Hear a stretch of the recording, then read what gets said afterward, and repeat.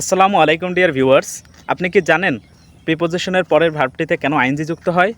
তো এই ইন্টারেস্টিং জিনিসটি আজকে আমরা এই ভিডিওতে জানব।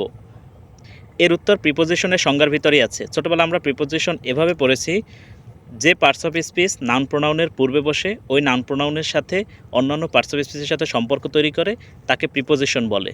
তার মানে প্রিপোজিশন সবসময় নাউনের পূর্বে বসে। তার মানে আমরা বুঝতে পেরেছি প্রিপোজিশনের পর সর্বদা একটি নাউন আসবে।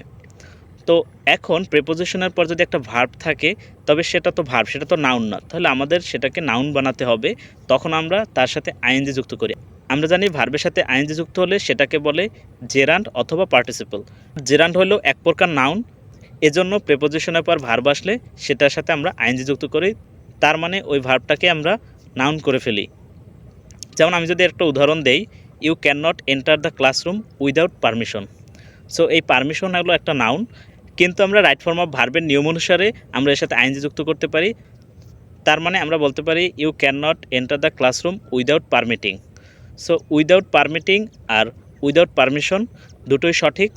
তবে আমরা যখন রাইট ফর্ম অফ ভার্বের সমস্যাগুলো সমাধান করব, সেক্ষেত্রে পারমিটিং শব্দটা লিখলেই ভালো হয়।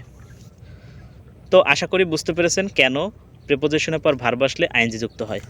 পুরো বিষয়টা আমি যদি সামারি করি, তাহলে ছোটোবেলা আমরা এভাবে সংজ্ঞা পড়েছি, যে পার্টস অফ স্পিচ নাউন প্রোনাউনের পূর্বে বসে ওই নাউন প্রোনাউনের সাথে অন্যান্য পার্টস অফ স্পিচের সম্পর্ক তৈরি করে দেয়, সেটাকে আমরা বলি প্রিপোজিশন। তার মানে প্রিপোজিশনের পরে একটা নাউন আসবে, আর সবসময় একটা নাউন আসবে। কিন্তু যখন আমরা ভার্ব আসে, ভার্ব তো আসলে নাউন না, তো এই ভার্বটার সাথে আইএনজি যুক্ত করে তাকে জেরান্ড অথবা একটা নাউনে পরিণত করা হয়।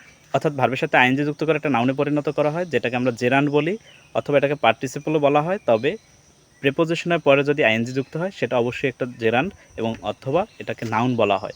তো আশা করি আপনারা বুঝতে পারছেন যে কেন প্রিপোজিশনের পরে ভার্বের সাথে আইএনজি যুক্ত হয়। তো আমার এই ভিডিওটি যদি আপনাদের ভালো লাগে, আমার চ্যানেলটি অবশ্যই সাবস্ক্রাইব করবেন এবং আপনাদের বন্ধুবান্ধব, আত্মীয় স্বজন সবার সাথে শেয়ার করবেন। ধন্যবাদ। আসসালামু আলাইকুম।